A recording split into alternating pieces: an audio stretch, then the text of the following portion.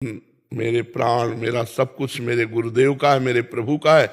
अब वो चाहे इसको सम्मान दे या अपमान दे, निंदा करवावें या स्तुति करावें, सुखमय रखें या दुखमय रखें, मेरा तो है नहीं, मैंने तो समर्पित कर दिया। बहुत ऊंची ऐसे भक्त के पीछे भागवत में निरपेक्षम मुनिम शांतम निर्वैरम समदर्शनम अनुब्रजाम्यहम नित्यम पूये त्यंग भी। भगवान स्वयं कह रहे जो निरपेक्ष है, किसी की अपेक्षा नहीं रखते कि आप हमें प्यार करो कि ना करो, आप हमें कोई अपेक्षा नहीं। निरपेक्षम, किसी से कोई अपेक्षा नहीं। जब अपेक्षा नहीं तो परेशानी नहीं। अपेक्षा दुख देती है और निरपेक्षता महासुख में है। तो पहला शब्द है निरपेक्षम। जितना संसार परेशान है, अपेक्षा में परेशान है। पत्नी से अपेक्षा ऐसी, पुत्र से अपेक्षा ऐसी, परिवार से अपेक्षा, नौकरों से अपेक्षा, समाज से अपेक्षा। वो समाज की अपेक्षा कहे तो नहीं बनता, वो समाज से अपेक्षा चाहता है तो उसको परेशानी ही परेशानी मिलती है। अपेक्षा मतलब परेशानी और निरपेक्षता मतलब आनंद। आप हमारे साथ क्या व्यवहार करते हो मुझे कोई मतलब नहीं, लेकिन मैंने अपेक्षा ही नहीं की आपसे। निरपेक्षम और मुनिम, मुनिम माने हर समय मननशील, हर समय नाम जप कर रहा है। कोई व्यवहार कर रहा है तो मनन कर रहा है। इसने गाली दी तो क्यों, आखिरकार भगवान इसके अंदर है, ये हमें गाली क्यों देता, मैंने इसको तो कोई परेशान नहीं दिया। जब ये हमें गाली दे रहा है इसका मतलब भगवान गाली सुनाना चाहते तो मुझे सुनना चाहिए।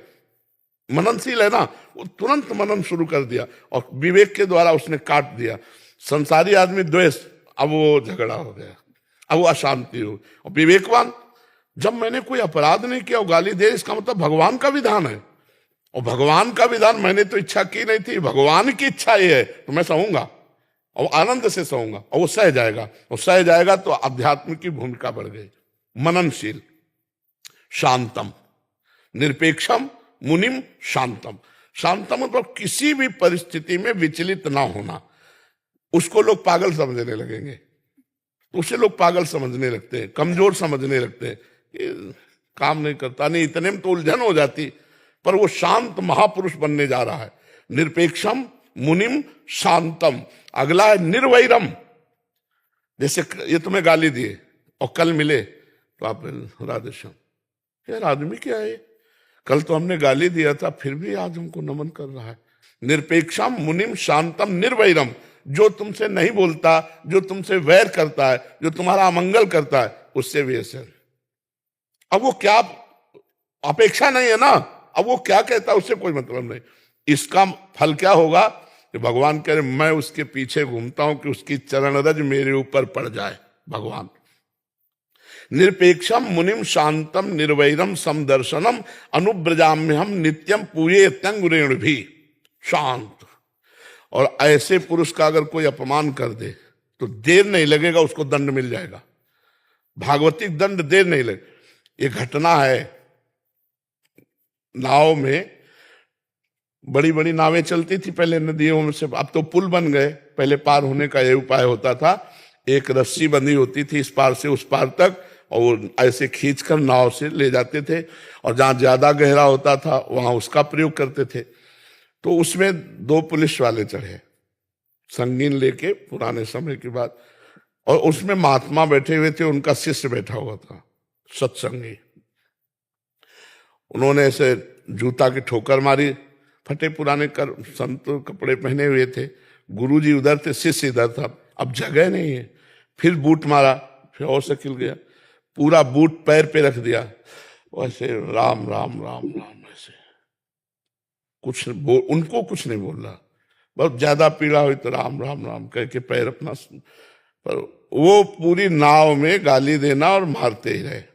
कभी इधर बूट मारना, कभी उधर बूट मारना। अब उनको रंग कर संतन जाना, तो संत को भिखारी समझते ना, जो अभिमानी गर्विष्ठ लोभ मद मत अगाधा, ये जो दुष्ट स्वभाव के लोग होते हैं, ये रंग कर संतन जान। पर ये पता नहीं दुखिया को न सताइए, दुखिया देगा रोए, और जब दुखिया के मुखिया सुने तो तेरी गति का हो। अब नाव गई तो नाव पानी में ही तो चलेगी, जहां इतना इतना पानी होता है वहां नाव तो चलेगी नहीं, तो 2-4 कदम पैदल चलना पड़ता।